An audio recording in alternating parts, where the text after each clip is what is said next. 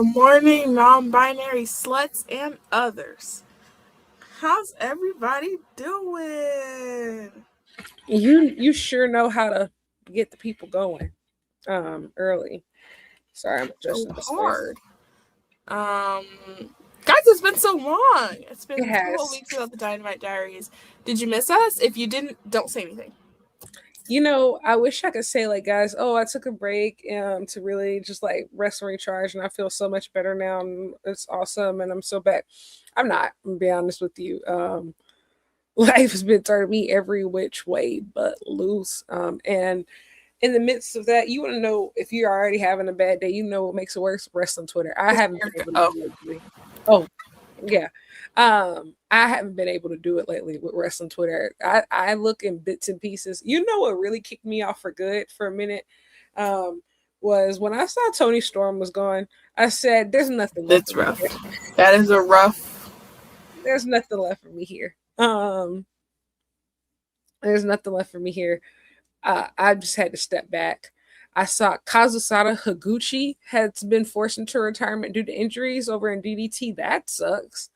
Um, Not a lot of good news going around. Um, Um, Few things here and there. But overall, it's been rough. Yeah, I mean, I'll also say like having my own little rough patch, but I think I'm gonna like not be on Twitter in like the month of April, maybe.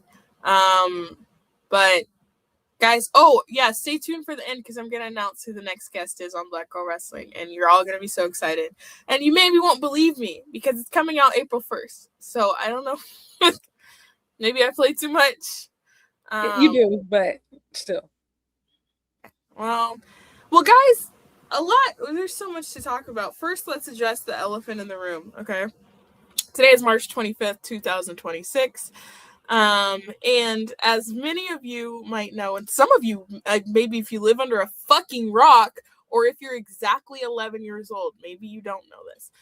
If you're 11 years old, don't watch this show. Why are you watching the show? Like, yeah. Call your parents. Today, 11 years ago, Zayn Malik left One Direction. And we've talked about the moments and the when and wheres of the show before because it was so impactful. I literally in my head, it's like circled like another birthday or anniversary. Like I always know when it's Zayn Day.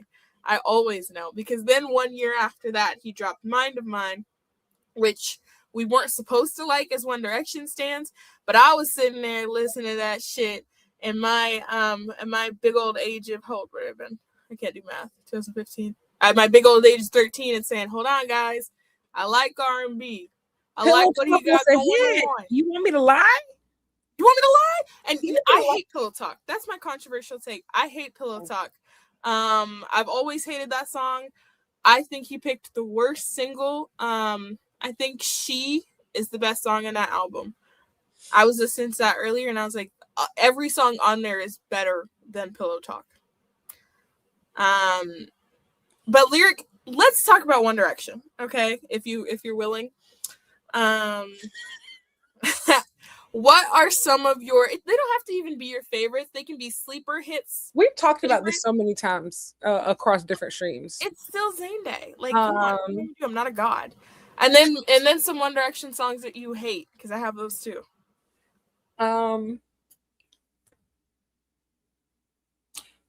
Gotta Be You is obviously one of my favorites. I hate that song. That's on my. Dani, you see how I'm talking about my experiences? You'll get your turn. You'll get your turn. Okay? Thanks. I just, of all places to start, I wasn't expecting you to say Gotta Be You. And what's funny, I want you to know I'm not BSing. I literally wrote 5 songs I hate. Gotta Be You is first. I believe you.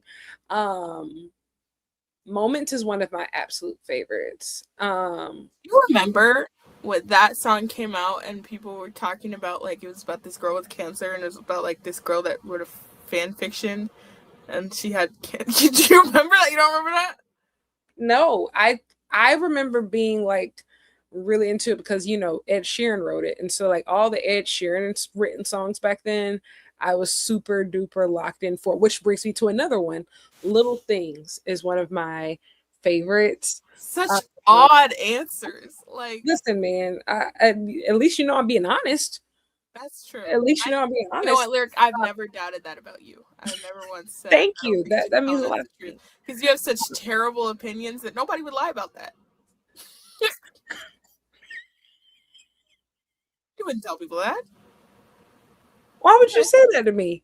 Go ahead. That can't be a surprise. My opinions are why do you believe my opinions are terrible? What makes my opinions terrible? That's such a loaded question. Um, I think that There's never been you're an opinion that I have had that I haven't been validated for later on. no, because this is the thing. Just because you think it's valid in your head does not make that true. But please continue with your One Direction So what are list. your so superior opinions? Oh, okay. I'll get into it. Guys, and the thing is, you might say, Danielle, you're being harsh. The thing about One Direction is that they're objectively right and wrong answers. You Okay, can always mute her. It's I crazy. I think yeah, that's crazy. I'll mute her instead.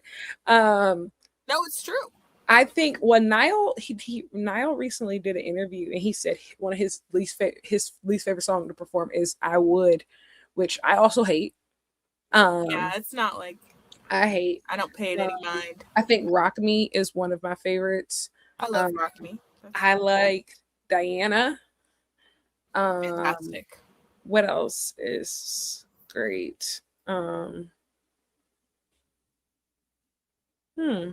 My list is not necessarily favorites. It's like sleeper hits or Okay, songs I don't hear enough about. let me look through my library. Okay. I have 5 sleeper One Direction hits. Starting off with my favorite One Direction song, She's Not Afraid. That's my That, favorite One Direction song. that's a fair.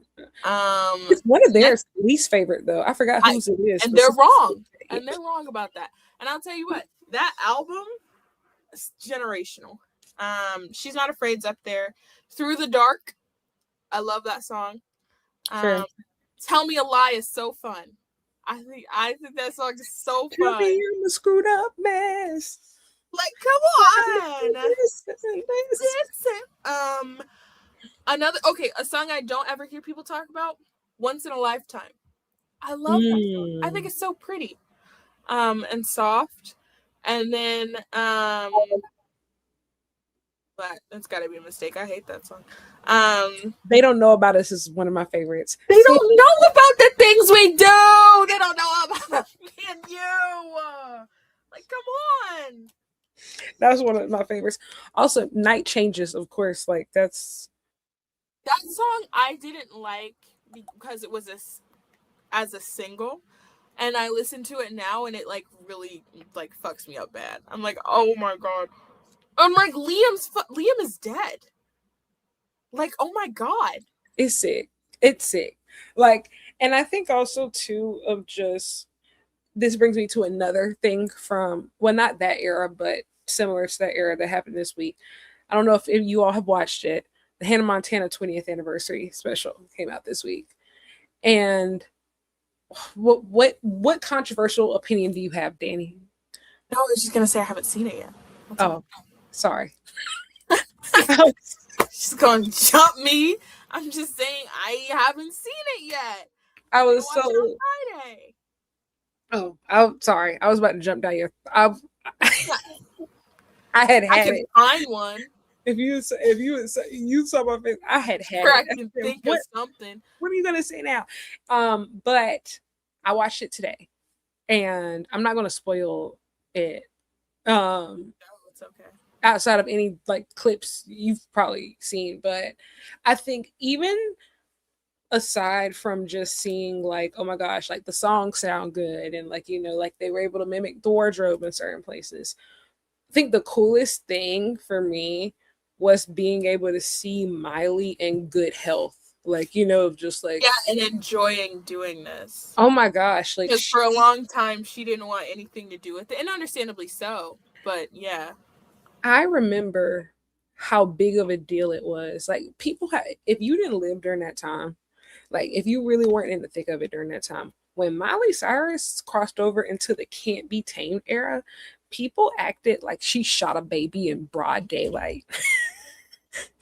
Like Montana's included. when Miley Cyrus went into the bangers era, which deserves all of its cultural appropriation, criticisms and things like You that. don't understand. She You was don't, at the club setting up with her J's but on. y'all also do not get it. So many people struggle to like, how do I say it? Like, so many people struggle to ever shed their Disney image or their Nickelodeon image to be able to launch a full-fledged career as an adult. Miley Cyrus like was willing to burn every single bridge for her independence and her freedom, and she has essentially had two careers. She literally became Hannah Montana in the sense of she's had two different, you know, she was able to replicate success doing things her own way, like seeing her walk in there fully tattooed, you know. And I know some people say like we don't have divas anymore. Like Miley is a diva. Like she's a full-fledged diva. The way she stands, the way she walks, to like her clothes, her aura, the way she talks. Like she is a full-fledged diva. She's 33, which is crazy, but she had the streets on lock so long. That's what I was gonna say. It's like there's no real way to put into words just how big Hannah Montana was. Like, for as much as there are things that are hits now and they're like whatever, like she ran the world, bruh. Because guess what? All of the kids that you knew, everybody was watching Hannah Montana. Everybody knew the songs. Everybody was begging to go see her on tour. And if you did not, like, I'm telling you, like, we just don't really have that anymore. And that's a whole conversation about, like, people don't have children's entertainment only designed for children anymore. I mean, and she literally, I'm gonna be honest, like, she was the girl when it came for Disney making that super capitalist push in the sense of let's slap a logo on every possible item that we can find. You couldn't go to the clothes, like think of everything was Hannah Montana. Think about a Walmart or a Target, right? You can't go to the Bath and Body section without seeing Hannah Montana. You can't go to the clothes without seeing Hannah Montana. You can't go to the toys. You can't go to the video games. You can't go to the music. You can't go to any single thing. Hannah Montana. The world revolved around her. They were able to. Go ahead. Sorry. No, I was just gonna say, like, and I think a lot of times, well, you can make your point first because I was gonna talk about pop culture. I was just gonna say, like,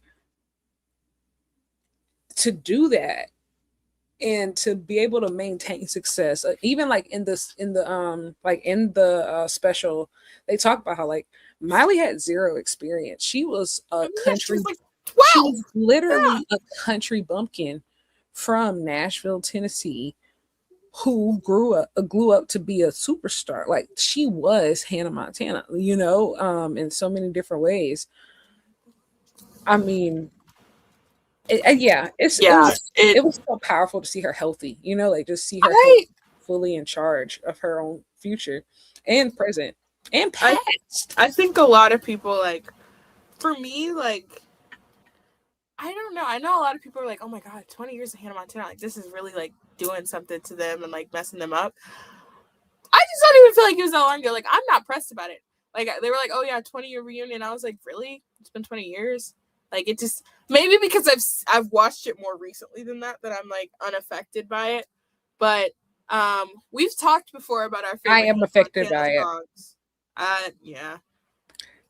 But also, I was, like, I'm a little bit younger than you. And so I said it nicely that time. You did. No, that's what I was. I braced myself for it. Move on. I embraced myself for an insult, so I was kind of. No, I was just gonna say I just am a couple years younger than you, so like, we just probably enjoyed that era differently. Yeah, it was funny because today I watched it with my best friend, who I've been friends with since 6th grade, and my goddaughter, who was 9. And so when Hannah Montana came out, I was 8. So like to watch that with like a completely different, different generation who didn't experience it, who's around the It same. is a funny show still. Yeah, Like, like it's a funny show. to experience that with like a whole different generation who didn't experience it and is in the same age that I was at that time. Like it was really weird. Like to Oh, I'm sure. I uh, watched yeah, that was weird. what did I show? I showed a kid something the other day, and I was like, oh my god. But to that end, like Hannah Montana came out when I was 3, so I wasn't tuned in the first week. You know what I mean? So maybe that's why it doesn't feel as long to me, because I'm like, I remember like the it wasn't a spinoff, but like the second part, you know what I mean, of the Yes, show more than anything. Um like with the movie and everything. yeah, like that's what I remember most. And I'm like, that wasn't 20 years ago. So like I don't really feel, you know, maybe Yes, when Hannah Montana the movie turns 20 years old, I'll be like, you know, we'll be old for real. chopped and unk. Before we move on, we need to spread some negativity. I want you to tell me 3 to 5 One Direction songs that you hate. I said I would. That's one that I hate. You don't like I Would? No. I love that song. Let me see. What do you say? He's I don't an really. Love. I don't. I Really, I don't really. I don't really. I do. Like, hold on. I'll start. I hate. I. I don't want to say I hate. Wait, no. Maybe. Do I hate Save You Tonight? It's not important enough to hate. Superman. Not important enough to hate. I hate Perfect. I think it sounds terrible. I hate Gotta Be You. I hate Hey Angel. I hate Steal My Girl. Yeah. Okay, I can agree with that. You know what? I think this is a really good time. Did you listen to the new Harry Styles album? I did. How? What'd you think? I think we're probably aligned if we're even talking about it like this. So I love house music, dance music, EDM. What I don't love is pop synth. Um, this felt like you know what? And y'all know I love Harry. This felt like a lazy attempt at pop synth of someone who is too scared to go all the way into it. And so there are some songs where you're like not committing to that. Yes. And so some might say, oh, it's more experimental, it's more whatever. I knew what I wanted out of Harry Styles' new music, and I knew I wasn't gonna get it. I also, when he said it was disco, I also don't think this is disco. Um, but what I wanted was rock. What I wanted was Anna, Medicine, you know, all of that. It was it did. I think this album does not really have an identity, and I would have kept it in the drafts. But there are some songs that I like. Yeah, I think I was really disappointed because honestly, Harry does have his flaws. I'm not going to dispute that. But when it comes to his albums, he's somebody I actually think really highly of, Me too. simply because I think his albums, each of them have been so different. And I think that he is really good about crafting an era and crafting a sound. I really enjoyed Harry's House for different reasons that I enjoyed Fine Line, from different reasons that I enjoyed self-titled. I enjoyed them all. And I typically have really liked his, how do I say it? Like, I've liked his willingness to take risks. I thought that was something that he did really well. I didn't see that here. And I think I was really disappointed because I really liked Aperture, but I realized I like don't. most of the, I liked Aperture for the sound that he said he was going for.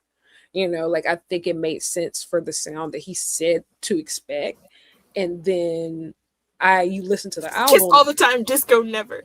Yes, like where's the like I wasn't feeling the house. Like I remember when Aperture came out, I said this sounds like a song you dance to in a European club with your eyes closed, that like that high volume just like overwhelm your senses. Like I said, so I expect an album of this feeling. Like I wanted to feel like EDM Euro summer type, vibes. That was not what we got at all. It was lazy. It felt like you weren't. It felt like you were scared to go all the way in. And for me, I felt like it felt a lot like how I felt about Taylor Swift's last album. Because at first, I'm gonna be honest, I was really scared. I was really scared for album of the year. I was like, oh my man, this album of the year Grammy is really gonna be stacked. That says, you know, you're gonna I have heard it. Harry, you're gonna have Taylor, you're gonna have Beyonce, etc. Beyonce, you're so safe. I think that we could really wrap this up. That they not trying Yeah. for real. I They not working. They playing. what I wanted from Harry was Baby Honey. And then he said, oh, we're gonna disco. And I said, Harry, I love disco. Don't say disco if you don't mean disco. He did not mean disco. He did not mean disco. Yeah, I was just Donna Summers. She's not here. That's not what this is. But yeah, let me see. Anything else we can talk about before Dynamite? Can I be totally honest? Outside of the beginning of Dynamite, I didn't really care. Yeah, outside of the world title stuff, bro, I'm checked out. And it's even like I don't even want to say like I do have a lot of personal stuff going on, so I don't want to say like I just really don't like what the game has become. You know, I don't want to be one of those people, but I really don't like what the game has become. I'm not gonna hold you, bro. I'm starting to feel like I'm seeing stuff, especially with the women's division. It's just like I'm bored of just I think I'm bored. You know, I look at people like Takesha. I'm bored. Willow. I'm bored. These are people I never want to say these things about. I never want to say these about because they're so amazing. I think AEW is in a really weird spot, and I feel like we didn't have a show last week, but last week's Dynamite was very symbolic of that. It was just odd, and like it felt like there are gaps and there are people being used in ways that don't really make sense and put in positions that just don't really align. And so I think that one of the reasons it's so easy to criticize AEW had a show tonight, it was called Dynamite. I think one of the reasons it's so easy to criticize AEW is because we know the talent that works there. And so anytime things seem a little bit off, because that's the best way I can describe it right now for me, is just like it's a little bit off, it's missing something. And it's not the names, it's not the talent, it's not like whatever. Like right now, you look at the world title picture, everybody named Mama lined up for that world title. Some of the best wrestlers in the world lined up going after that world title. I don't know why I'm still unmoved. Besides my go to side, I don't know why as a whole, looking at your product, I'm still unmoved. But I think it's because you've decided that you're going to have 20 people going after this world title. And then we have 140, then we have an hour and 40 minutes left of the show that we got to do something else with. And those things don't feel very fleshed out in comparison. Correct. Everything else is getting stalled, bro. And everything else is stalled. And it's like, and we've said it before, and I'll shut up in a second, but like, don't let AEW convince you we have to live like this. We can have a fantastic world title scene and the rest of the show be good, right? It doesn't have to be either or. I think there's a level of complacency here too. I think in the sense of because AEW is doing really well right now. I think commercially, they're doing really well and they deserve it. I think this roster has been working their asses off. However, I kind of feel like maybe they're like, comments are so funny. I'm sorry. No, I was about to say, like, I do think that part of it is maybe it's because it's WrestleMania season. So they're like, yeah, we just. That's what it feels like. And fair. I ain't gonna lie. That would be kind of fly. You wait, let WWE essentially neuter themselves for WrestleMania, and then you just shit the bed, and then put on the fucking craziest dynasty you could think of, And if that I would respect. If they said we know niggas like Dani and Lyric not going nowhere, y'all can suffer for a couple of weeks, and then we go put on the show of all time. And you got to think, especially they talking about, bro, Double or Nothing is in like a mini stadium. Like, all right, it's about to get crazy. It's about to get crazy. And here's the thing. This is the thing about AEW. We saw it last year, right? The build to Revolution always spoils us because you have to think it's the longest time you have to build any pay-per-view on the calendar. You get essentially almost 3 months. So the build to Revolution is always going to be spoiled. You're going to get spoiled compared to like just about every other show on the card. I mean, on the lineup for the year.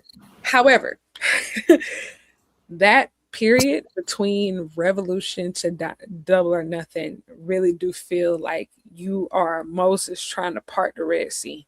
Like, it's crazy. Like the things that Tony Khan gets away with between Revolution and Double or Nothing is nasty business. Especially before Dynasty existed. It's nasty. Oh, it was so bad. It was so but bad. They didn't have anything to show for it in between. At least they got to pretend to care about Dynasty. They got to pretend to care. However, as y'all saw last year, y'all saw how they got us last year. Y'all saw how they got us. Y'all saw how they got us from Double or Nothing to All In. My goodness alive. Oh my. It's just cinematic. Blah, blah, blah. Baddest heifers on the floor. Now, there's a few wrenches in that plan though this year. Number one is the schedule. Yes. Double or Nothing you have in late May, but All In is now the end of August. Yeah. Rather than July 12th. And which means somewhere in the middle of there, you also have Forbidden Door. And from what it looks like, we're actually taking that seriously this year. We'll see. We'll see. Yeah, I would say that I would venture to bet AEW hasn't decided for real if they're gonna take that seriously. Yes, now they we've are. started. Right now we've started. Yes, it just depends on how seriously, because if they take it really seriously, that means like Ospreay and Kenny are getting involved. If they just taking it semi-seriously, they're literally going to send all the people who left New Japan this year just to fight other New Japan people. It's going to be David Finlay, Gabe Kidd, and Clark Connors fighting United Empires. In my opinion, because I look at this and I'm like, you know what? I hate to say it because it feels kind of jinxy, so I don't want to. What I will say is, none of this year works if, for any reason, Ospreay can't do August 30th. Good Lord, no, it doesn't. Nothing works. You know what I mean? So it's like, ain't no fucking way I'm sending that bitch out there to do Forbidden Door. Absolutely. But you got to think, unfortunately, he's already made commitments. Yes. And he was there in New Japan. Ospreay showed up Ospreay showed up to New Japan before he showed up to AEW. He said, before I actually go back to my real job, I want you to know, God, y'all, I miss it so bad here. I miss it so bad here. I don't obviously I don't know anything, but that feels like, you know, that that trend that's like manipulation tactics to use on a healed individual. Like that's what that felt like to me. Because I was like, I feel like if Ospreay is able to say that now, like AEW can't tell him no. Correct. No. That's like if I plant those seeds now, then like guys, I said, and especially you got to think New Japan. They essentially they're counting on this match. Callum Newman just won the New Japan Cup. We got to do it. We got to do it. And honestly, we need at least two, because we do need Callum to win one of these. At least one, because they got to protect before August, player. We need at least two, but he won't get two before August. He'll get the New Japan. You can get a New Japan rematch in the fall or the spring. That works. I mean, not the spring, but I just keep thinking about it because it scares me in the way that what's different between this scenario and what I'm about to say is, you know, the difference is we've established enough of a world title picture where we can pivot if we need to. But you all remember the feeling when you were looking around and we're saying, oh, what if Darby? Oh. But the thing about Darby is I felt like we had so many options, right? Like there was a Hangman, there was a Ospreay, and I felt like last year felt up for grabs in a lot of ways, and I think it was. I think that's how we even ended up with Hangman. This year never felt up for grabs. It's not up for grabs. Look on the AEW website right now, bro. Literally, it's just you go to buy tickets to All In, they say, "Do you want tickets to the Ospreay show?" That's the option. Like that's why I'm like, and like you knew that when they announced it, when they said we're running Wembley again. The only reason that you run Wembley again after taking a break in between and saying, you know what, I think we can fill this bitch up again, is William Peter Charles. That's the only reason. So that's why I'm like, okay, this is, we truly are all in on this one person, and this has to work. Because do I think that y'all can move tickets beyond him? Absolutely. For sure. Do I think that y'all have all of the talent in the world to put on an incredible show? Yes, and you will. Correct. But what you are telling us that you're counting on is Will Ospreay. So I don't know. I will say, and also too, bubble wrap in the world. This is Tony Khan knows if you are able to stick the landing with this, Will Ospreay resigns forever. He will never go looking for anything else. He will never go chasing after a WrestleMania moment. Like he will never. Bro, the way that's why I'm saying, bro, the way he was talking after the first, I was like, nigga, they had you with Jericho. He got a tattoo. Like, he tattooed it on his body. Bro, I'm having a time my fucking life. He didn't even work there. That's why I'm like, if you can give him the world title at London and Wembley Stadium, first of all, it's gonna be incredible TV. That's gonna be a moment and a visual forever. But also, Will Ospreay might get Tony Khan's name tattooed on his forehead. Nah, let me tell you something. If they get at least 50K in that stadium, and Billy Goat wins the world title in that stadium, he will literally stand in the middle of the streets of Stamford, Connecticut and say, fuck Triple H. Hey, I'm telling y'all, if Billy Goat gets to win that title at Wembley, him and Tony Khan getting matching promise rings. Swear to God. Literally, they might get married in Vegas right in smack dab at WrestleMania. No, literally. Like right in the smack. Literally. Like, not even playing. And hey man, I'm not mad at it. Tony has gotten smarter. Like these deals, anytime somebody do, we re-signing Kyle Fletcher years early. We re-signing giving Kevin Knight Supermax. Thekla, not even through her first deal, already re-signing. He said, we're not playing. He started looking around and saying, "Who might be next?" And if he goes out his way for certain people, for example, like WWE was like, we didn't even know Willow's deal was even coming up. They snatched her down so fast we couldn't even talk to her. Well, yes, keep it that way. Yes, you're not allowed to ever talk to her. This is the tightest ship that could ever possibly be run over here. That's the goal. Okay, that's why I'm like. I really think it just concerns me to a certain extent because it's like, all right, guys, but like, what the hell are we finna do? And also, too, you've made it clear that because they've built out the world title scene so just complexly, you now have to do something significant with all these other guys by the time we get to Wembley. Like there are several people. There must be something for Andrade. You have to do something with Andrade, and you can't just throw all of them in a casino gauntlet. Because guess what? Only one of them can win. No, it's not gonna happen. And that's like you got to do something. Especially now, you backed yourself into a special, sneaky, crazy little corner. Hey man, he can't challenge for the world title, so he has to be doing something significant. He's never been in any singles title picture. Like he's never done any other singles title. Even though I will say this year, I think this is the perfect year. Like there is stuff for him to do. He's never done a Continental Classic. I think that's like a really easy layup, of something he can do this year. That's something he's never done.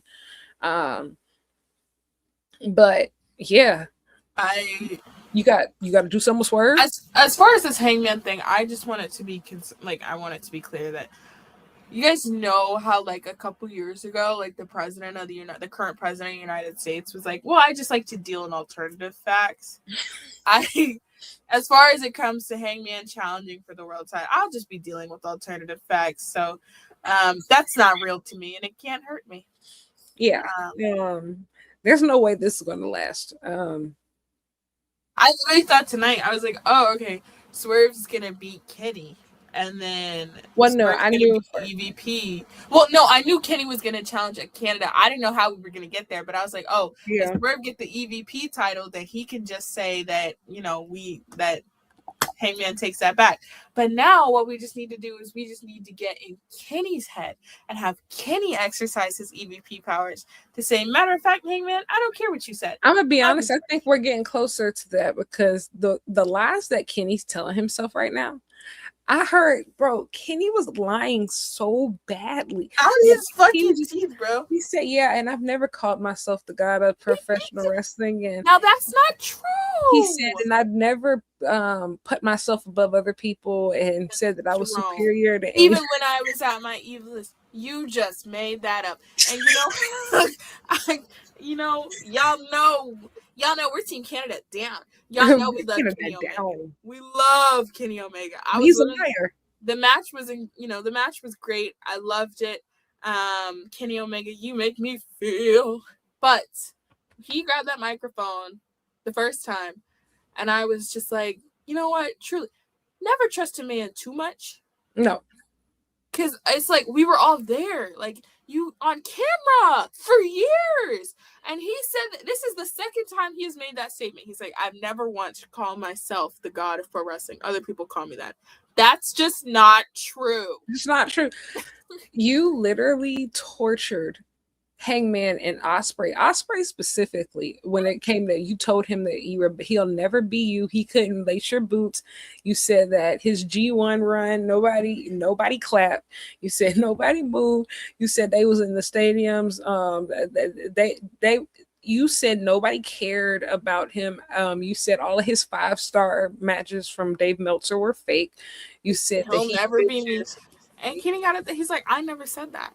And then I literally never said that. And the funniest part is the straight up pure baby face lying to our faces. And everybody in the crowd is like, exactly. Yep, you tell him, girl. Yes. And you know what? I'm right there beside him. I'm like, if that's the route we're going, that's fine. I'm also just a keeper of truth. I'm side-eyeing him a little bit, but I still do support him. Like, no, he is lying. I'm with you, but that is not true. Whatever gets us to the world title, I'm down with it. He lying to me and I'm lying to him. Fuck it. Guess we both ain't shit. Exactly. He's speaking his truth. Maybe not the truth, but his truth. Yeah, Kenny was lying like crazy. 3 segments tonight, bro. It's just also too like, don't tempt me like this, y'all, if y'all not gonna pull the trigger. I really don't even really want the match for real. Like, if he ain't gonna win, please. That's what I was concerned. I was like, look, it feels like we have so many things set up for MJF past August 12th that I don't believe that Kenny Omega is going to win this match. And we had said before, reintroducing Kenny to the main event scene, or not even to the main event scene, reintroducing Kenny to the world title scene, to me is very stupid and fruitless if he's not going to win it. I agree. And also, too, he's already... MJF's beaten him before. I don't see the point of somebody who's not like some great Kenny Omega rival to have like 2 major, like of just like, I feel like Swerve is different in the sense of it feels like this is definitely going to be a long-term feud type thing, but MJF has always been just a one-off opponent. It doesn't feel. Yeah, if you're not, I just don't really, and I get like y'all, it gives that y'all were in Canada and you need a massive match, which I understand to a certain extent, but like you can't be doing that with Kenny. But Kenny and the where we are in Kenny's career, like I'm not fucking playing with y'all. Like, and also too of just like well, go ahead. I'll say. I was just gonna add like. And it's not that I don't think that he should have a match with MJF. I'm sure the match will be good. Their first match was really good, and Kenny was half dead. Like, I'm sure the match will be good. It was great. It's just a matter of, like, I think Kenny should be the world champion if he's going to be in a world title match. And that's not going to happen right now. So do we need to do this match right now? Like, And here's the thing, I don't want to be presumptive because obviously I I don't think he has a million years left in him, but I don't think like he's retiring this year or anything. So there's still time, realistically, to get things done if they don't happen this year specifically. Even though I do believe it should happen this year specifically, um, against Osprey specifically. But at Wembley. yes, I say all to say it, but I hate to get into comparing folks, but if Mox got the main event stadium for AEW and Brian Danielson, who, no shade, I love Dragon and I loved his run at AEW. He was only there active for 3 years. He was only active for 3 years out of the 7. And yes, Kenny was injured during that time, but I think an injury and just not being around at all he's one of the founding fathers of the company. Yeah, it's Kenny Omega. In more ways than one. AEW's whole style, whole swag, whole approach to wrestling, that is Omegaism. Literally, truly. Osprey, Kyle Fletcher, those guys who are the current, the now and the future. His biological son and grandson. Correct. Hangman, main character. Like this, all this shit go through Kenny. It all goes through Kenny. And like if he isn't able, I don't care what he's saying behind the scenes. I know he talks crazy. Yeah, that's the important thing to add. I'm gonna say like, oh, well, it's probably Kenny himself. I don't care. I'm not listening to him. Just how you and the Bucks had the strong arm Sting into accepting that title. I'm pulling rank. You're Kenny Omega. We're not playing with you. We're not playing with you. We with Wembley Stadium versus Will Ospreay for the AEW Championship in the main event. We're not asking. That's it. And what's happening is it's scary. Like it's scary because, how do I say this? AEW is very transparent in a lot of ways. And just how they were this time last year is because they start telling two different stories at the same time. Obviously, one is the one that they actually think is going to be the plan, but they're also doing another story just to see if y'all fuck with it. Which is last year, while they were building Darby as it seemed like he was going to be the next, big thing heading into, there was also this Hangman subplot happening, especially starting with Revolution. Hangman hadn't won any of his pay-per-view matches.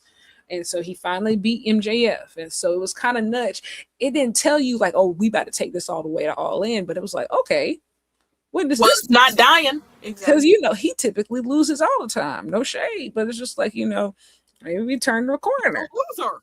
And then he wasn't on Dynasty, so it was like okay, maybe not.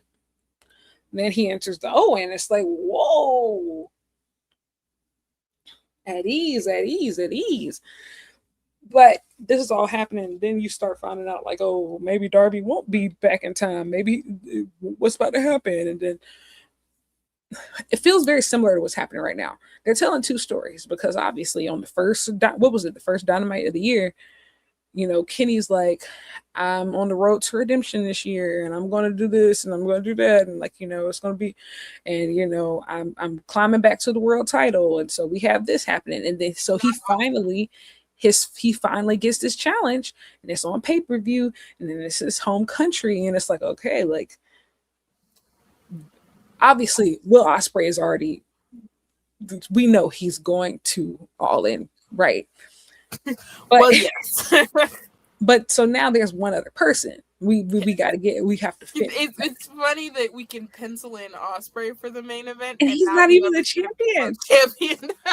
Like, and that's real power. But Billy Goat will be there. But I say all that to say, I'm just like, you have that happening. And now they're like, oh yeah, Darby wants the world title again, and he has history with MJF, and it's so okay. And it's like, I think we got grown man businesses. How do I say this? Like, even when Ospreay posted that picture of him and Kenny eating them donuts, I said they're campaigning. No, they're not that. No, they're campaigning, and I said, just like Hangman started campaigning last year. He did. He did. It's more subtle, but he sent a signal, a secret spidey sense to his fan base. It was basically saying, all right, wake up. Hey man, I can't be saying too much because it's gonna be on the nose, but don't y'all like that? You gotta start telling niggas you like that. That's and why. it's funny because I won't name too many names, but this is around the season. You got lots of people trying to activate their fan bases to say, guys, well, like, don't you love me? Because, like, we're starting to put together these all-in plans, and I'm not seeing my name on there. So Absolutely. You're going to see a lot more not very subtle campaigning. A lot of fans. But those with motion have already started to, and what's funny is that they think that they're 3 steps ahead, and that like fans don't know what they're doing. And so you see a picture of Kenny and Ospreay together, and you're like, wow, look how cool they are. I wish they would fight again. If only there was a place where and people just start posting massive match. People start doing, oh yeah, here's an edit from their first match. This. Like, we not dumb. We know what you want. It starts organically. And here's the thing: they've already told you. The people have spoken. It wasn't me. Ospreay know that he's going to be there. He knows that he's going to be there. But he y'all, unfortunately, y'all know how he'll get his friends booked. He will. And you know what? I want Kenny there with me. He did an interview while he was injured. He said, yeah, my dream would be like the main event versus Kenny and stuff. Like, we're on the same page. We're all on the same page here. I'm right there with you. But I do think that there's this leftover sense of, I don't know if it's loyalty or obligation, that I think that maybe TK, or I don't know if it's like all of like AEW administration feels towards like, oh, we still owe Darby a world title reign. Let me. The tickets have times on them. I don't know if you read them. I don't know if you read your tickets for the museum, but they have times on them. And so if you miss your time, unfortunately, you can't just sign up in another slot. I am so incredibly not fucking worried about Darby Allin. And here's the thing. Like, I know that he's added to the list of folks that challenge it to the world title, and he seems like the only one of that list who was supposed to be world champion and then has yet to be world champion. Everybody else, it just feels like you're making an honest attempt. This is not an honest attempt at a world championship by Darby Allin. This is an attempt to recoup something that he missed. And you know what? Sometimes your flight leaves without you. We had a boarding time. They tell you to get to TSA early. No tickets, no skates. And that's why I'm like, look, of all my disaster planning of like, well, how the hell we gonna book All In? I say we like I'm on a team. How the hell we gonna book All In? Right? I'm not worried about Darby fucking Allin. Now here's what I think is more likely than anything. Like, it would not surprise me if they have MJF hold on to that title and him drop it to Ospreay. But the thing is, like, the biggest I gotta get Kenny in there. The biggest problem that I do have with, here's the thing, if Kenny, outside of me being a major Kenny Omega fan, listen, the MJ title reign has been really good. I mean, true. Yeah. Like, if it's not Kenny, then I think like Max should just hold on to the belt. But I don't think him and Ospreay have great chemistry. I didn't really like their previous 2 matches very much. Like, I think that long ass fucking match, and even the one that they had at Wembley, it was good, but it wasn't like, oh my gosh, like this is a big rivalry I want to see again. Like, I'm actually cool if they never work each other again. Me neither. And it's like I like watching both of them wrestle individually. For some reason, it does not. I know a lot of people love it. I agree, and that it didn't necessarily click for me. But I think that the main event of Wembley would become more of an aura thing than it would be like a match. Correct. And like, you have the potential to have both. with Kenny. Agree. I think that, and I think Swerve and Danielson is probably the closest, like is like the vibe that I think that you should always go for, in the sense of spectacle meets ability. Like I think, like, it felt like such a big spectacle of a match, but it was also a really great wrestling match, and that's what I would like to see. Don't get me wrong, I think that MJF has curbed a lot of his worser instincts. I think that Ospreay has in the ring to a certain extent, or at least I hope. Unless his, but they're not going to be able to do that when they get against each other. Yeah, they bring out the worst in each other. You know why? I think because they are so similar and they don't see the similarities. Correct, and they have, like, how do I say it? Like, MJF has a very old school approach. I think Ospreay has a very new school approach, and they think that they are polar opposites. Exactly. They are exactly the same. Exactly. Exactly. They are exactly the same. They believe that they are. They really do, like, completely different. And it's like, no, this is the reason that we. But I digress. But that's what I need. So TLDR, I'm not fucking worried about Darby fucking Allin. It needs to be Kenny. If it's not Kenny, it should just be MJF. I'm gonna be honest. If it's not Kenny, we should just cancel it. If it's not Kenny, look, if I'm being totally honest, if it's not Kenny, I don't know if I get on a plane. And I don't mean that in like I'm not. I'll tell you right now, I'm not. Sense, just in like genuinely, like, flight is $1,000 fucking round trip, like. And if I'm going to spend that money, I want to see the biggest thing y'all got. Correct. And y'all done told me Tony Storm ain't coming. Oh, no. Like, guys. So I tweeted the other day, I'm like, AEW, like, I won't even tell nobody. Just quietly tell me what the main event is going to be. And that way I can book the flight. Like, or I can be cool off it. But... Yeah. I'm not exaggerating. I'm not kidding. I really think that will have a huge, No, I know it will. Just because I know for a fact, like, how do I say it? If it had been Mox versus Ospreay, I would not have last year. I would not. I would have gone, but I wouldn't have stayed because I had already had plans to like hang out with people I knew from college. I wouldn't have stayed that whole week. I'm gonna be honest. I probably would have flew in on maybe Friday, left on Sunday, like really quick trip. Like, if this match at All In is Darby versus Ospreay, I want a refund for the ticket I haven't bought. Is my ass not going? Yo, that's one of the funniest things you've ever said. Hell no. Oh, brother. Listen, I think, yeah, for me personally, if it ends up being, especially if it ends up being like MJF versus Ospreay, I'm gonna just be real with you. I'll just go to Double or Nothing. If I gotta go see an MJF main event, I'll just go to a show closer that I don't have to. If I gotta. Yeah, like, because obviously I go to at least one AEW pay-per-view a year.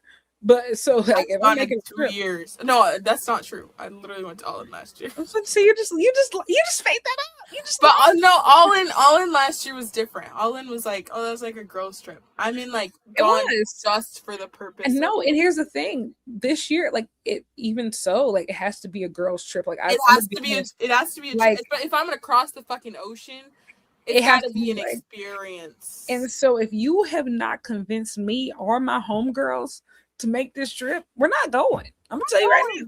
I'll just go to either. I wish I had to, because here's the thing. I feel so scared because part of me is just like, bite the bullet. Just go to Vancouver, bro. Just go to Vancouver. Figure it out. Go to Vancouver. But the thing is, every time I've ever seen Kenny wrestle in person, he's lost. I'm kind of scared. Oh, so it's you. And so that's why I say I'm not going to go. But if I don't go, and he loses anyway, and he doesn't end up going to like the All In main event, I'm gonna feel bad because here's the thing: if he was gonna lose anyway, I might as well have just seen him then. If I want to see Kenny Omega main event in a big show, could have just gone in. Well, I think it's if he loses, I'm still gonna blame it on you because you spoke on it. So what I do? I know I'm just superstitious to the point. Was Lyric at Forbidden Door Toronto? Yes. Yep. I was at Forbidden Door Toronto. Where else did he wrestle? He wrestled at Full Gear 23. He lost there. I went to All In 23. He lost there. I went to Was he at Revolution 24? No. No. I think he was injured still. Yeah. Every time. Oh, I went to All In last year. He lost to Okada. So yeah. It's rough. It gets rough. I am not interested. I go to at least one AEW show a year, and I go to at least one New Japan show a year, and 3 WWE shows every year. You go to 3? Yep. Oh, because I know you went to 1 last year, right? Did I go to 1 last year? I went to the Royal Rumble when it was in my city, just because it was the Royal Rumble in my city. Right. I didn't pay for tickets. They've gotten nary $1 out of me. Last time I went to a show, was that 2023 or 2024 when I went to SmackDown when it came to my city? Because like I wanted to see Bianca Belair. That'll do it. Yeah, I went in the Bianca Belair sweatshirt, and I left. I went to the Royal Rumble when it was in my city, and then I went to, which those tickets were given to me, and then I went to, what was that show called? Like Fastlane, like 3 years ago. Fastlane. Those are the only shows I've been to. I've never been to a pay-per-view. I've never been to a WWE pay-per-view. I've done TV and AJ said, Danny, that's embarrassing. Don't tell people that. Yeah. I will say, the big show. Me and my dad went. It was a bonding experience. Y'all not gonna make me feel bad for taking free tickets to do something with my dad in my city, okay? I got free front row tickets to a WWE live event before, and I was in college. But the main event was AJ Styles versus Samoa Joe, and I went backstage and I got to talk to AJ Styles, and I got to talk to the gay community. The gay community. Wow, we talked about college football, and he came to find me after the show was over and take a selfie. All right. So yeah. Oh, I had something I've ever met. What? Are you muted? No, I was gonna say something mean, but not mean about you. Oh. I was gonna. First wrestler I ever met was Adam Cole. Shout out my goat. When you're feeling better, come on Black Girl Wrestling. Yeah. Wait, what was I gonna say? Oh, are you gonna go to the G1 in Chicago? If I don't go to any other show this year, I'm going to that, bro. I'm gonna be honest. If I don't go to any other show this year, I think that is the show worth going to. And like anybody that I've met that went to G1 in Dallas, they always talk about it like it was the craziest show ever. Just like experience that in person is unreal on American soil. And like New Japan has announced that it's going to be all tournament matches. Yeah. So like, every match is going to be, even though I do believe that I want them to just throw in one women's match, like I would like an IWGP Women's Championship match for that Chicago crowd, if possible, maybe. But yeah, no, you have to go. Yeah, you have to go. Me? Yes. I'm cool off wrestling right now. But still, like it's not even for like the wrestling part. It's really a girls trip thing. Like I think like I know Chicago's so close for me. It doesn't feel like a girls trip. It feels like an obligation. I have so little pizza. I'm kidding. But all the girls are coming. What else? What? I said all the girls are coming. Like who? I don't know anyone. Jaylen's gonna be there. I think we can convince Chloe to come. Yeah. Okay, what else on this show was of note? Because I'm half asleep. I want to talk about the women's division. I want to spend the rest of the time talking about that. Friends, pals, Please. buddies. I'm not happy. I'm not happy. I'm just going to be honest. I'm not happy. I feel like when you have such a shocking announcement that like the one that came out last week that the ace, I don't and it's reductive to call her the ace of the women's division because Toni Storm really is the ace of AEW. She's everywhere. Just like Mox is everywhere and everybody's business and everything. Tony's everywhere. You know, she adds a light to so many spaces on the card to where it's really hard to quantify. And so when you announce that somebody like that is out indefinitely, I feel like the way that your women's division specifically is booked the following week is a statement of how shit's about to go in her absence. And this statement was, I'm, I don't, I, we're not serious. We're not serious. You No. mean to tell me we got a world title match on this card? That didn't main event. Sure. What I mean, Thekla and Mina. Sure. Okay. I like the match, by the way. It's not even anything against them. But what else do we have on the card? We have a mixed tag match. Skyflight versus Death Riders. Who are the focal points on the women's side? Zeta Steel and Marina Shafir. Listen, both of these women are improving, especially Zeta. I'm gonna be honest, Zeta's looked good. She's not like the one of the greatest workers on the roster, but I do think like I've seen her still. No, she's 22. Yeah. But she's definitely improved since the first time I saw her wrestle when, that first Marigold show.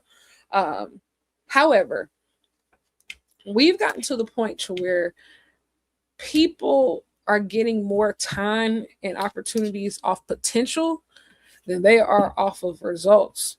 We have people who we know can produce, who have produced before, who always produce when they get opportunities. They're not even being seen.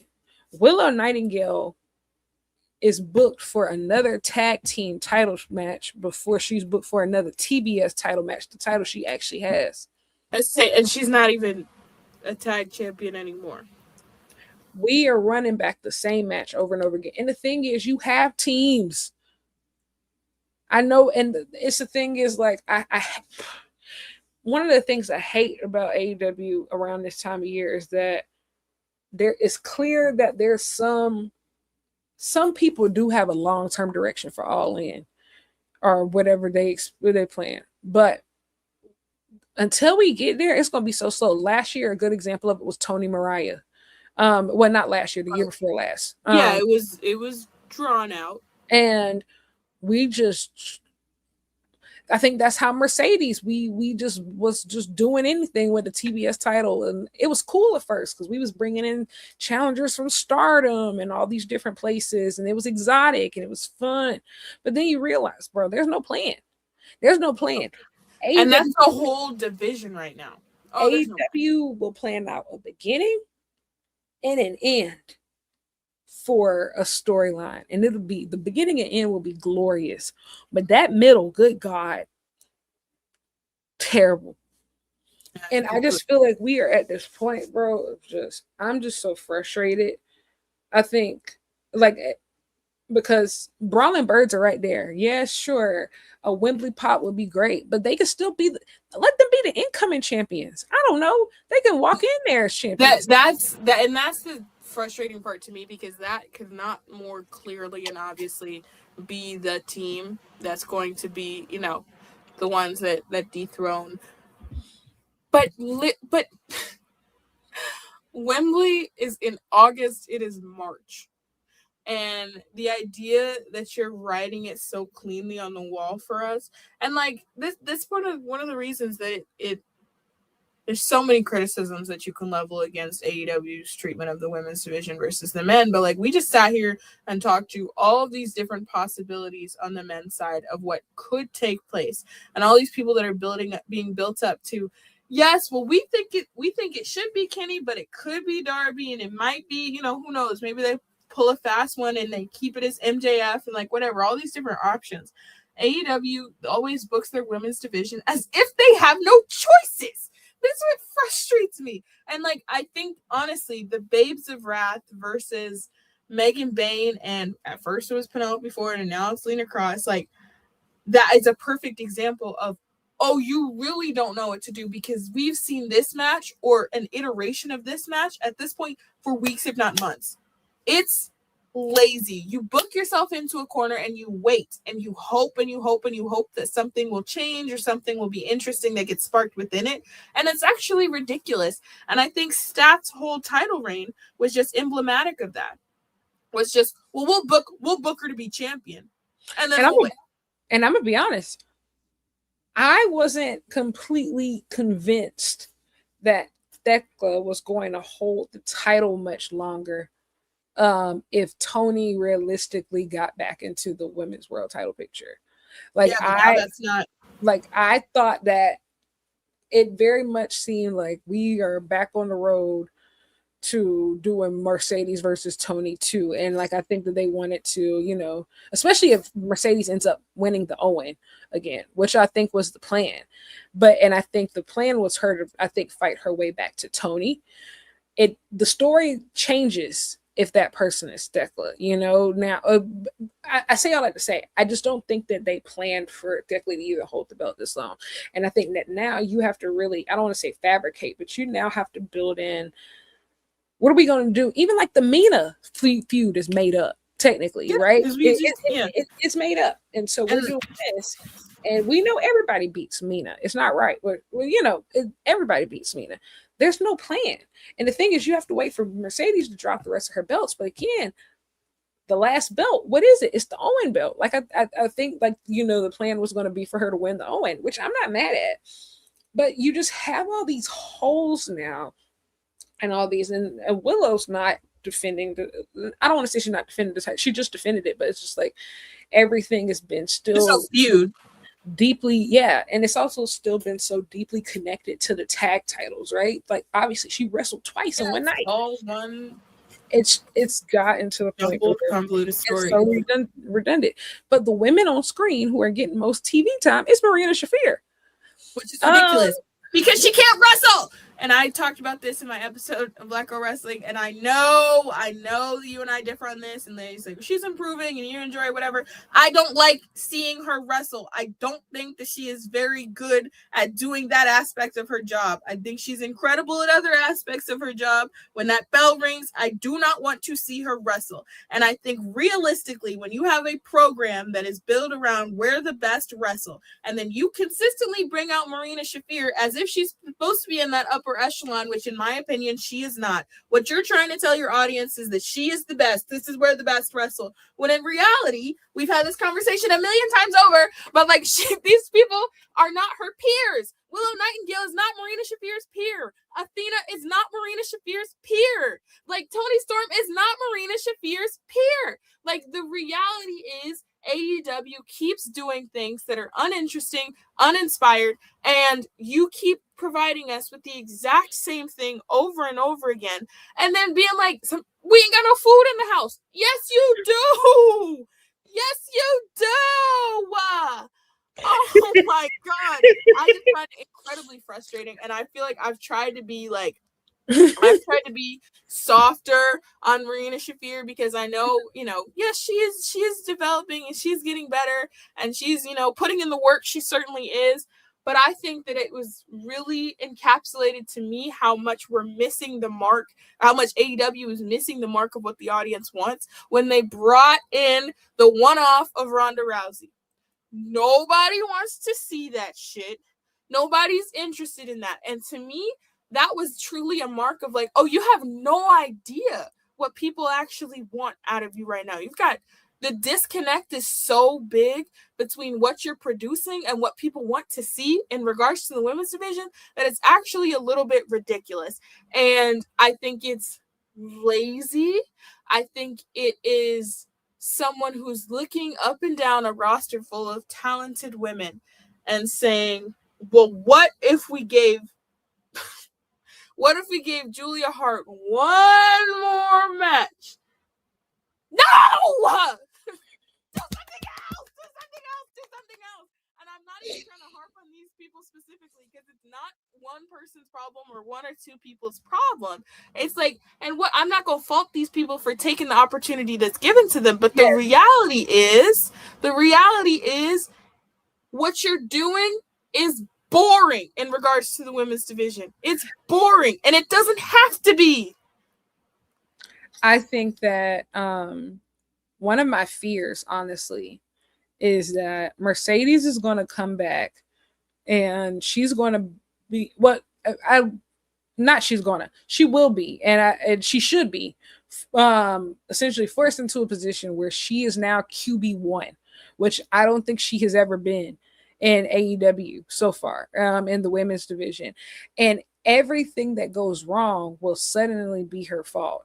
And I was gonna say I was gonna add to that QB1 analogy because I think Mercedes being QB1 makes sense, and I think that she will carry it well. The problem is she has no backup. Correct. That's the issue. It's like, okay, no, like you went all in on, like, I'm not gonna say Tom Brady because I hate Tom Brady. You went all in on like a Peyton Manning or all in on like a fucking, I don't know, Lamar Jackson. And then you said we don't have any money to pay any backups at all. Absolutely. Right? Like somebody said it. We had a super chat that I agreed with. I'm sorry, I didn't mean to cut you off. I just get really worked up because I'm tired of having this conversation. You know, like do something. There is no backup quarterback. Mercedes was the backup quarterback to Tony. There is no number 3. And there should be. Essentially, Chris Statlander should be number 3 by now after beating both of them. She's not. She's not. And it's more charismatic, but that doesn't mean that she's like number 3. You should make an argument that it's Willow, but Willow's never been booked. Willow is popular, but she doesn't have Willow's resume is very impressive. But the biggest detraction from her resume is length. All of her reigns are so short, are undeveloped, are undercooked. Of all of the titles that she's ever had, and she's never been world champion. It's hard to hand you the ball when, you know, and that's of no fault of her own. It's just a reality of being consistently undervalued. Absolutely. It's that now when we need other people to step up, it's saying, actually, we haven't built any of these people up enough for this to make sense. My solution. Well, you want to read the super chat? Yeah. I have to go. I'm going to pass out. Marina is the female Hook. Same lack of improvement in the same amount of time with the company and same lack of charisma. But it's about who you know. I got to be honest, Michael. I'm not sure about, who she knows. I'm not going to say anything like that. Yeah. Do I completely understand the Marina Shafir and Hook comparison? Yes. Yes, I do. Okay, I want to be clear. I think this comparison is slightly unfair. And the reason why I say this is from an in-ring perspective, I do understand. I completely agree with you, like 1000%. But I do believe that Marina Shafir is a much more entertaining on-screen character than Hook, like by landslide. Oh, when they ring the bell, you can swap them out. Correct. Correct. I agree. But thank you for the super chat. Thanks for $5. But yeah, I kind of just feel like TK never. And it just shows, it's a testament to just how rock solid Toni Storm had been, of just how just unbreakable, she was just so dependable, She's been world champion 4 times. And each reign was better than the last. And she has been, yes, and she's as a consequence, she has always been, world champion or not, the break glass in case of emergency. Now you don't have that. And we used to say it on this show as well. Like, what, like, you would hope that your fave got involved with Toni Storm, because that meant y'all was going to be on TV. Whether she had the title or not, Toni Storm is going to be on TV.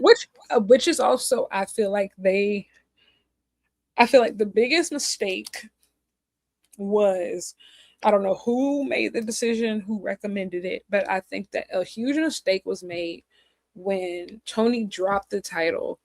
Yeah, and rather than use her star power to either build the tag division or have a non-title feud with a woman on the roster who could have really used it, we used all of the Toni Storm glow and energy and light and love on Orange Cassidy and Shafir. And look, Toni Storm is an incredible wrestler. She's not a miracle worker. What none she could do. What none she could do.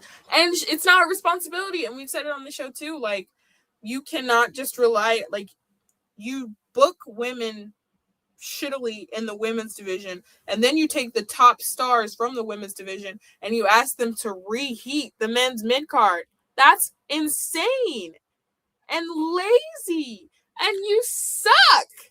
Like, somebody said, what if Mercedes leaves? What if she's silently thinking to herself, this is terrible, I can't say this? Here's the thing. I want you to think about what's happening across the pond right now. Over in on the other side.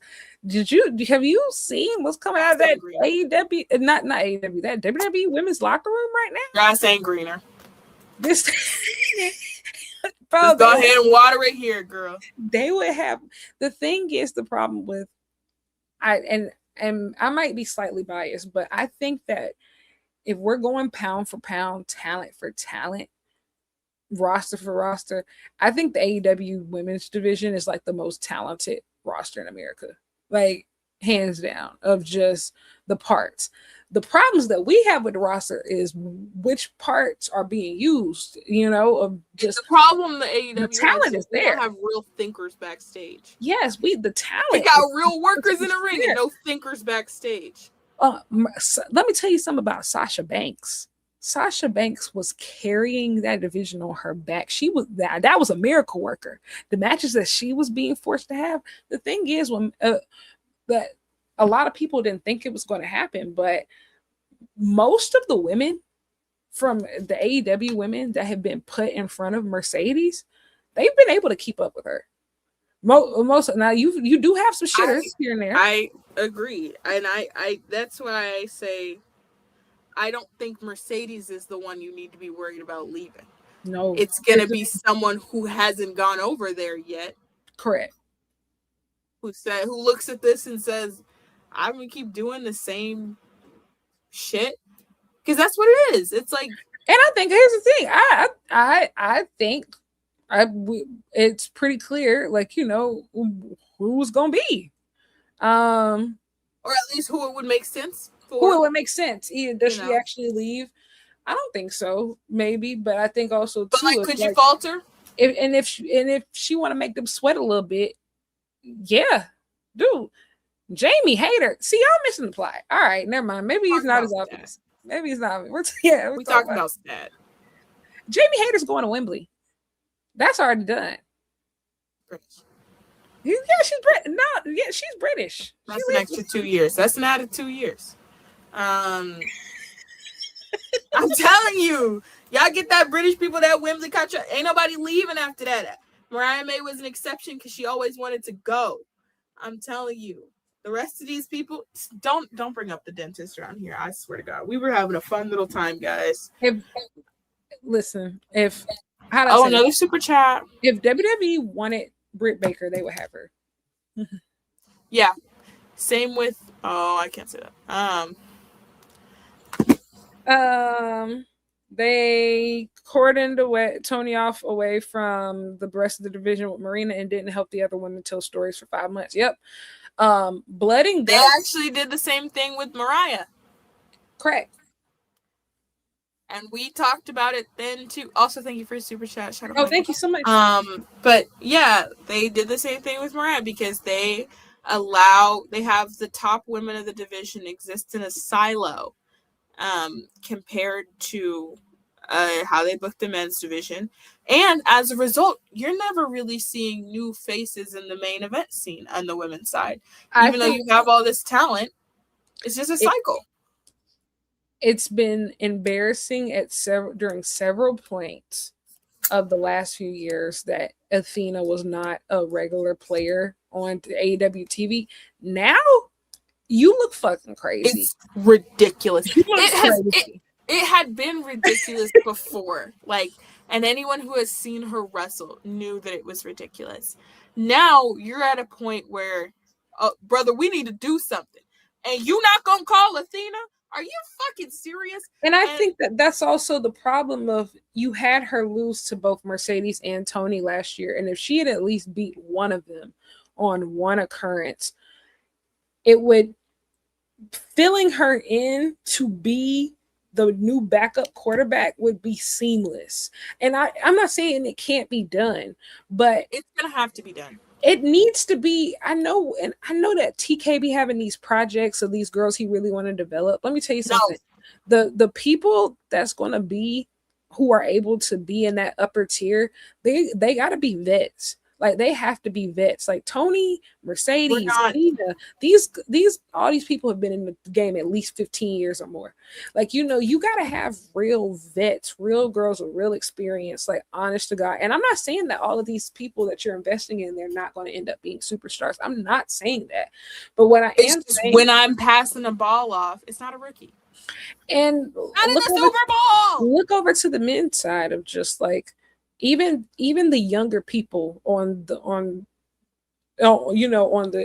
main event scene, MJF, Kyle Fletcher, these people have all been wrestling at least 10 years. All these people have been wrestling such a long time. Like, they've been wrestling such a long time. If you look at the Dynasty 3, Ospreay, Swerve, Hangman, like, these people, it's a reason why they're trusted in these positions, is because they've shown results. The idea that you don't trust Athena is outlandish. And here's the thing. When I see how much ROH has grown in a positive direction, I don't think that that's possible if she had not stayed and been that guiding presence for the brand. 100%. I can't even fault you for keeping the belt on her as long as you did, because she's accomplished so much. Like, she really accomplished a lot with Ring of Honor that she might never get credit for, but she opened doors and she did.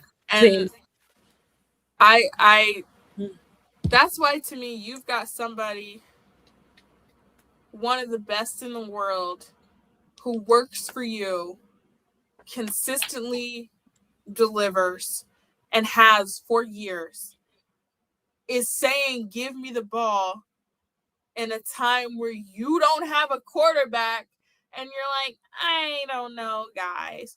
Are you, like, it's just, it really, y'all about to piss me off. Like, and I was already upset about this in general, but like, this at this point is ridiculous. If you don't have a spot for her at Wembley, like, I'm gonna start having much bigger, broader conversations. Oh, now I'm gonna be honest. If Athena's not on the Wembley card, like, I'm starting a nasty agenda, because like, that's literally the only venue she's missing to complete the nastiest campaign. And I can't say that. Internet is public and permanent. But I am about to fall asleep. Does anyone have anything else to add first? Guys, what have I been doing with my time? I've been watching 911. Oh my God. Can I just say, before she gets into it, I want to say, congratulations to me for being so annoying about so many things that they rub off on my friends. 911 is one of those things. The group chat has managed to convince Lyric to really get into it. My terrible little firefighter show, I love it bad. Guys, I want you to know, this is how people got to know, like, Me and Dani are really friends because unfortunately I've adopted so many of her hyper fixations. Um, it's actually kind of crazy of just like I get the worst type of FOMO. So like we in our group chat, I get the worst FOMO of like if they're talking about something that like I didn't know about, like even like for example, I think like I saw heated rivalry because of like other people's tweets, and then like eventually like when like Hey, who is what's like going on over here? Jayla's like, oh, I read the books. I'm like, books? Wow, there's books. Please, guys, help. Then like everybody's watching hockey. Oh my god, like please download the lore. Dani told me something about F1 that I'm still scared about to this day. And then like and you'll learn more. Don't worry. Everybody's and then Bad Bunny was my number one artist for last month, which is crazy. Like, guys, what I'm hearing is that like I'm an influencer. That's what I'm hearing. I just unfortunately you've been influenced. Yes, but like it's like neurodivergent influence of just like, okay, anybody who's awake at the hours that I'm awake and willing to talk about this stuff, then okay, maybe it might be kind of cool. Like, just like, oh, but you got to be willing to tell me the lore at 3 a.m. Like, like. But once you meet my sunshine, Evan Buckley, you just can't forget him. Like that's my white boy. He's my new emotional support. Listen, Evan Buckley. Evan Buckley, I have a plan. I'm going to get us out of the gutter. And it's crazy because I'm watching season 9 and I'm watching season 4 and working my way up concurrently. I haven't done that since I started watching. That was kind of how I watched Doctor Who for the first time. He's like, only through his first set of horrors and you're watching 9. Yeah, like I watched like as a Doctor Who fan, I got into it during Matt Smith's first season. So I watched seasons 5, 1, 2, 3, 4 rather than like 1, 2, 3, 4, 5. But yeah, I so anybody who's a 911 fan, I don't tweet about it. I'm gonna be honest. Some of my interests I don't tweet about just because like people get really weird. I haven't tweeted a lot recently. I can't contain myself. Well, I'll tweet about it, just not here on my main. I gotta let the world know. I've been watching so much real sports lately.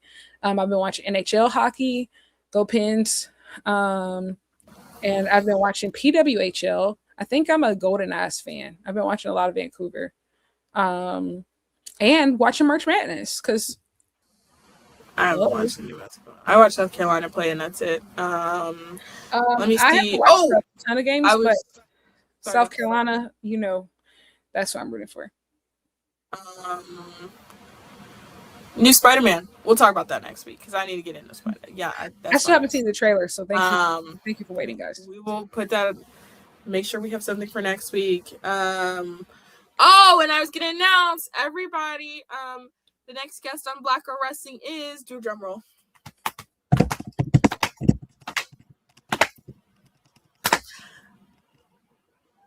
It's gonna be on April 1st, and I know people aren't gonna believe me because I like to lie a lot. It's Willow Nightingale. Everybody clap. Whee! So make sure that you watch Black Girl Wrestling on April 1st. Maybe I'm lying, maybe I'm not. Featuring our GOAT and TBS champion.